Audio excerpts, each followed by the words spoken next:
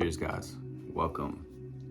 And today I have a personal success story for you guys. And before I explain it, I have to give some context. But I recently posted that video about the Lullaby technique, and there were some people that commented about it, talking about the success that they've had using it. And so I wanted to test it for myself. So I decided to use it. As you know, may or may not know, I do real estate. So I've spoken about this on my channel before in various videos. But we currently, so my dad and I have there's a few different projects that we're working on currently. And to give you the real context of why this is a win or why this is a success, I have to explain a couple things.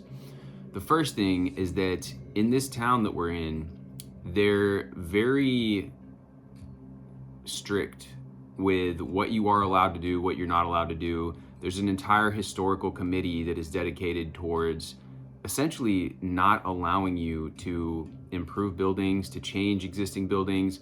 This all became very much more pronounced over the last 20 or so years because my grandmother had some properties here, and back at that time, nobody cared. Nobody cared what you did. And in fact, most of the improvements that we make are reinforcing the house. So for example, putting in new windows, double pane glass windows into a house where the windows are cracked, or the windows just an old windows that's almost 100 years old, is only going to serve to better buttress the house against the elements and things of that nature, right? It's going to actually preserve the integrity of the house. But anyways, one of the projects that we're working on is a garage, and it was already a 2-story garage. You see, the thing is, it was built as a garage, but it was also intended for use to be inhabited because it has electrical work.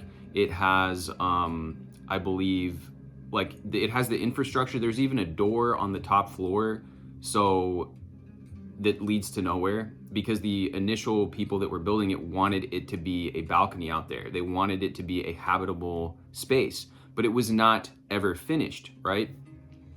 So the project that we have, one project, I'm going to call this Project A, just to make this simpler. Project A is to convert that, to finish that, and make it a 5-bedroom unit, right? And so we're not really doing that much. We're literally taking a building that was already designed to be used as a dwelling unit, is what they call it, and just finishing out the bedrooms, like finishing out the plumbing job so that they have, a bathroom, kitchen, and all that. But these people, when we went to the meeting last month, they want us to not only, they have all these rules for the setbacks and all these things, but they also, in the front, because this is a garage unit in the back that we're converting into this, then there's a house in the front. They want us to build a 7-foot wide sidewalk that leads to nowhere, because there's a hill that's like this, and then it drops off, and then it's like that, and there's also a water line, there's also like an electric pole. So we're gonna have another meeting with them in the next month to address this, but I know this is like a lengthy backstory, but this is all important to understand of why this was an actual success story. So they want us to do all that. So they want us, and not only that, they want us to then put an ad out in the newspaper. Who even reads the newspaper anymore? Nobody reads the newspaper. About us doing this. So I'm just giving you this context to let you know that how intense they are when it comes to these things. If we're doing anything, then they want us to build their sidewalks, because they have these they call it like a UDO, and it's like all these plans for the city that they want to do, which are honestly not very well thought out. And regardless, that's an entire different tangent. The point is, no matter what, any meeting that we usually go into, there's always this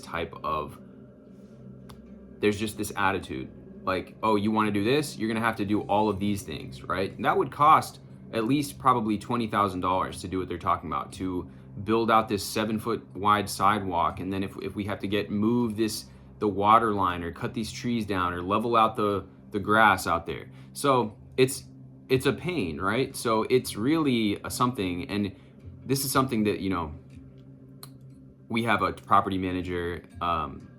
His name is Dave, and then there's my dad. And so the three of us always talk about this stuff because we were all in this meeting yesterday. So to get to the success story, this meeting yesterday was addressing Project B, which is a house that we have that is already, it's already a house. It's already a 3-story house.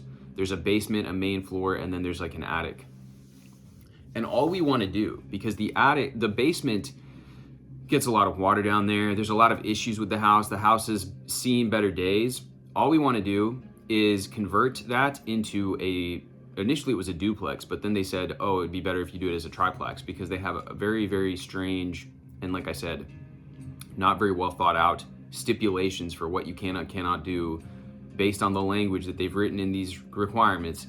So we go in, but before we go in, last night I was telling my dad, I was like, you know what? Let's just put out this energy that it goes super smoothly, there's no hiccups, and that they don't require us. Because another thing they do is the parking in the back. They're like, oh, you want to make any changes? We're gonna limit your parking now, because a big agenda that they have is to limit parking because they don't want as many cars on the road.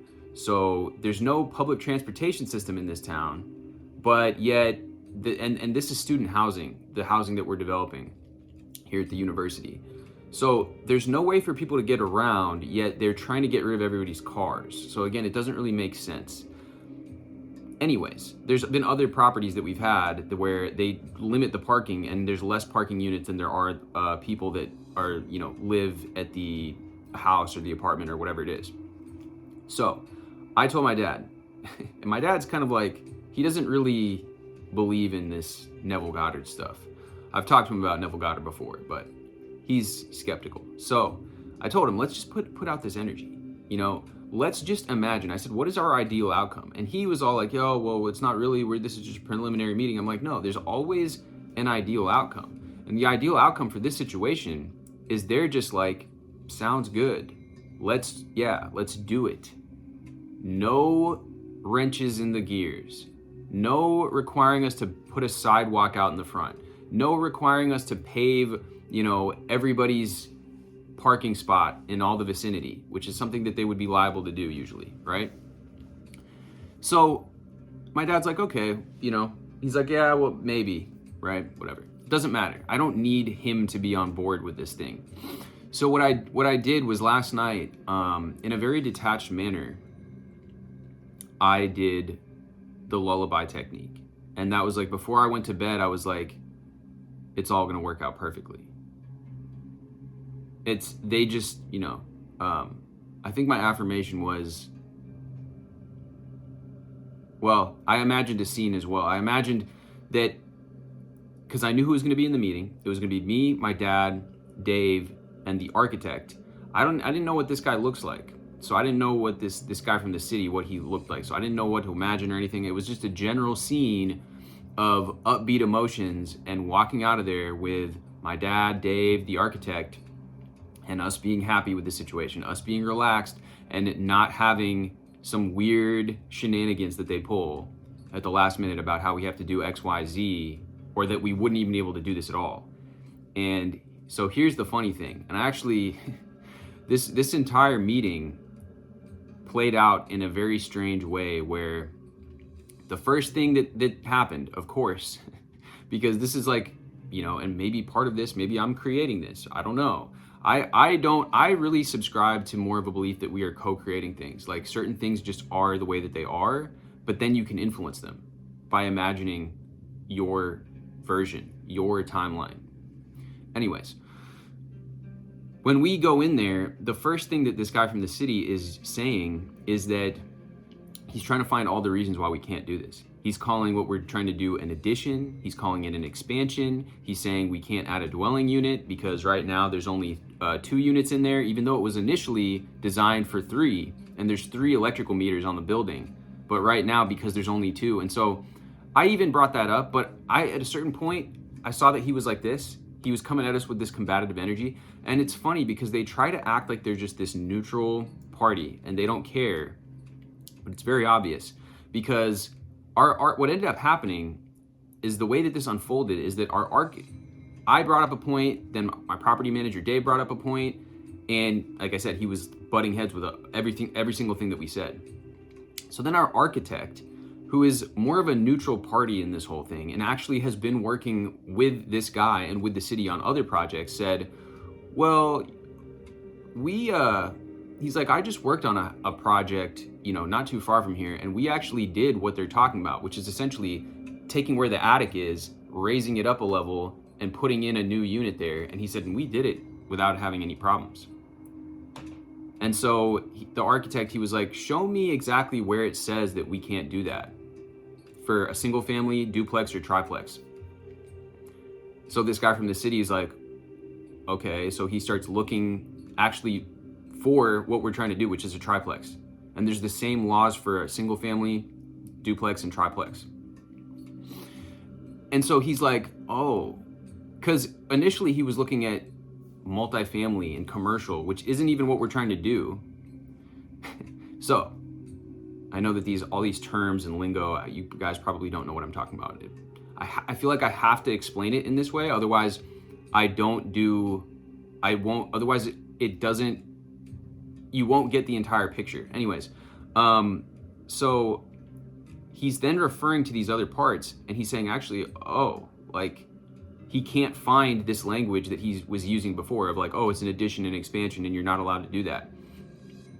So by our architect bringing that up, that he had just done this on a different project and then asking to see the specific language for what it is that we're trying to do, this guy had nothing else to stand on in order to block us from doing this. Like I said, he came in with a combative type of energy, basically trying to find, he was looking, and this is funny because this is how we operate. We sometimes act like we're neutral, or we act like but back in the back of our mind, in our subconscious, this guy's subconscious was clearly trying to block us from any way that he could. And you could tell by his demeanor, he was like, I'm not going to give you any advice. It's like, I can't give you advice on what to do. Because that's their whole mindset. If they were truly impartial and neutral, the first thing that he would have done would be to look up, because we told him that we're wanting to do a triplex, he would have gone to the triplex section and looked up the specific rules for the triplex. But instead, what he did was his subconscious is filtering all of this and saying, okay, how can I find information that says that they can't do this? So the first thing that he did was he looked at additions and expansions, and he was looking in the wrong section to begin with, because we're not multifamily, we're not commercial use, we're doing a triplex. So it's funny because he's like, oh yeah, and he's scanning all the stuff, looking for where he can say that we can't do this, and he can't find it anywhere. And then our architect too, he also knows him, he knows his family. So the first thing that he said when he came in was something about his son. He was like, oh yeah, I thought your son was in high school, because he's like 6'4". And just kind of, he has some rapport with him. So that's another aspect of this too, is like, how do these things unfold? They just unfold in a way, but it's harder. That's where like communication, psychology, people that are very into like the law, and Neville would argue that, it's all just going to unfold magically. I like to come at this from a practical standpoint too. It's like, how can you, the fact that we have somebody in there that's very impartial, like that was a very good way of addressing this. It wasn't like getting argumentative. It was just simply asking, where exactly in this does it say that? And so then he couldn't find it. And so there's nothing there for him to do to block us from getting this thing to happen. Now to go back into the details of that's the thing, is that this was so simple. I simply told my dad, I affirmed, yeah, let's put out positive energy that this just all works out. They're just like, sounds good. And it goes through. There's other details that I could add in, but I think I've already probably bored you enough with the details. Essentially, we barely had to make any changes to the plan that we wanted to do. And then he was looking for the other language about the setbacks on the house. Because initially he was like, oh, if you want to do this, you're going to have a 10-foot setback or a 15-foot setback on each side. And the house is already built up against the property line, like pretty close. In some areas, like right up against the property line. So it wouldn't have even made sense to do this to build this, what we want to build, if those rules were applying. So the whole thing was like this. And in the middle of it too, even when he was blocking everything and he started basically like butting heads with me too, because I told him, you know, the house was originally designed as a 3-unit, but then he's like, oh, it's a 2-unit. I was like, okay, I'm not going to argue this point. You know, I'm just going to allow things to unfold. So I kind of just sat back after I made my one point that I wanted to make. And I let Dave and the architect I let the conversation organically unfold. But I still kept with my desired end that this is all going to work out. But I also was okay if it didn't work out. That's what's so paradoxical about this whole thing. I was like, yeah, you know, this is, even if he tries to block it, like, whatever, it'll be cool either way, because I just wasn't attached to it so much. And like, I want to be able to verbalize and explain this sense of this state of awareness even better. So I'm going to do my best here. But it was almost like I knew that this was a go. I knew that, like, even though things were looking kind of like off at that point in the meeting, I was like, this is going to happen. And part of it was because I trusted in my end. I trusted in the process. I trusted in the fact, like, this thing's been working for people. You know, I've been doing this stuff. Like, I talk about this on my channel. This is something that I can, like, fully get down with believing. There's certain things sometimes, like, people have certain things that are harder for them to believe. And for whatever reason, this was just a matter of this guy acquiescing or agreeing to what it is that we wanted to do or not. And I was just like, yeah, he's just gonna be, it just makes sense. It's just gonna happen.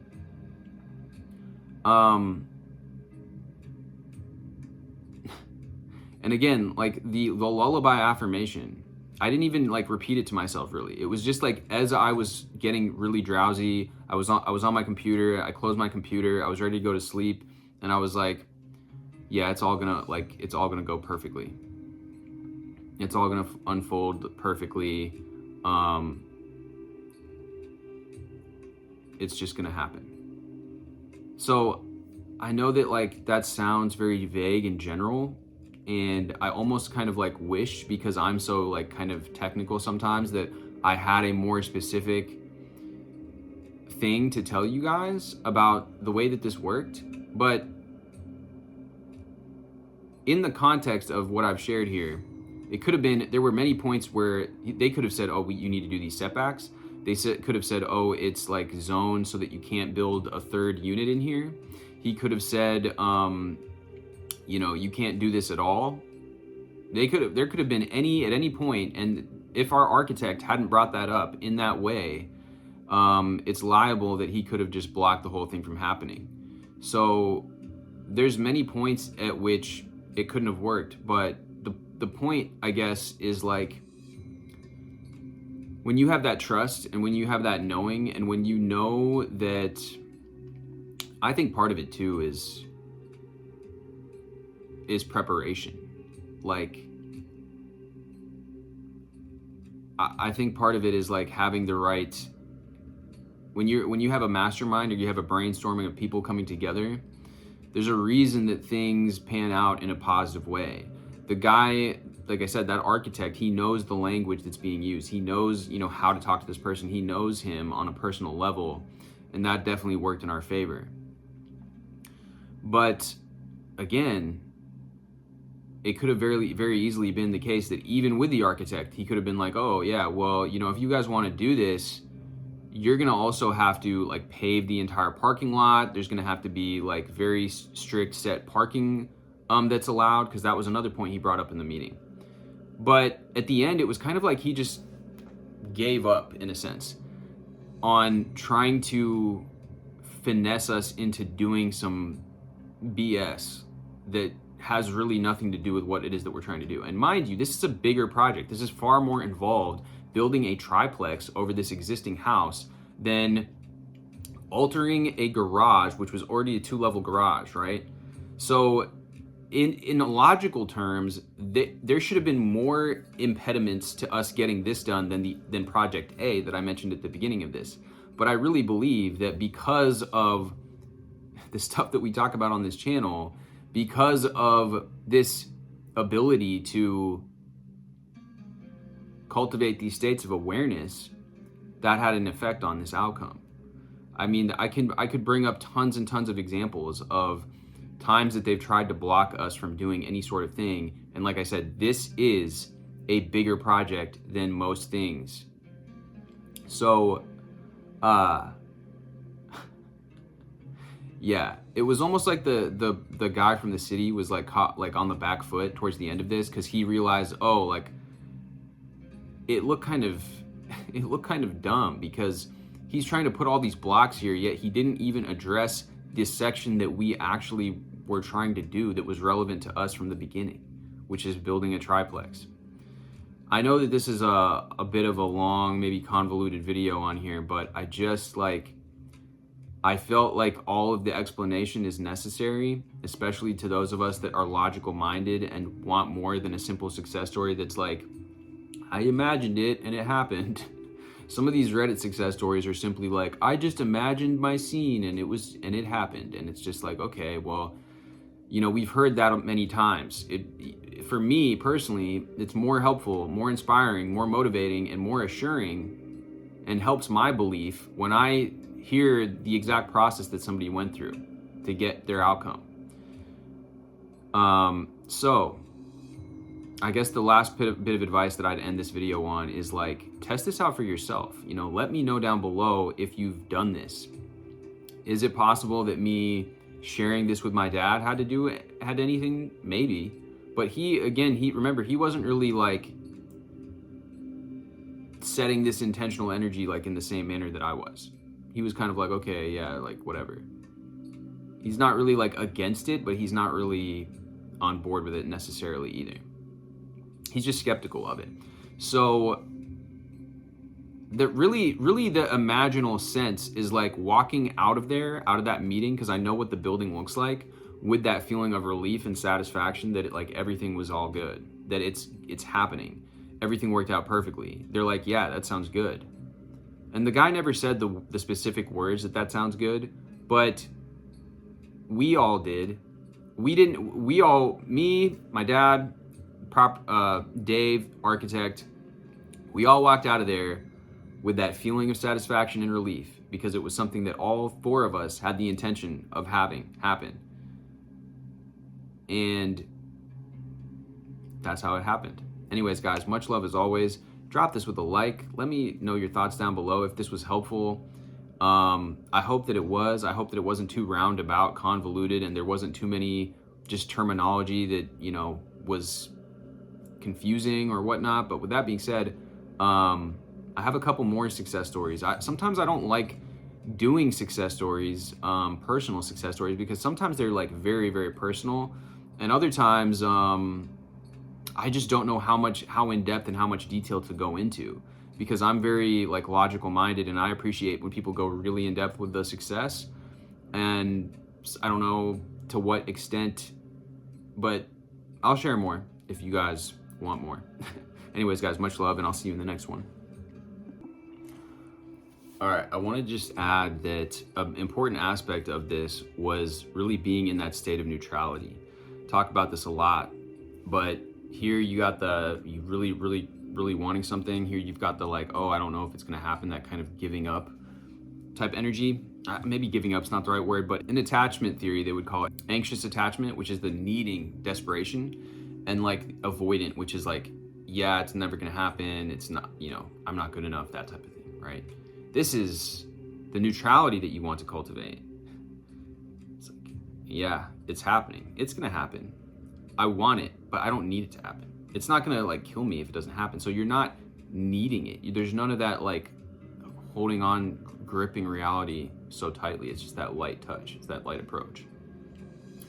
And that energy was definitely present with this. And that's why a lot of the times it helps to build up. Instead of going directly for this really, you know, goal that you really have a lot of resistance around or really have a lot of attachment towards, go with something that is you feel less anxious about and build it up, because now you're building that evidence, you're stacking that evidence in your favor. The logical mind, they still exist. The logical mind will get on board the more that you stack wins in your favor. So when it comes to that, you know, that is just, and that's what I wanted to add. Yeah.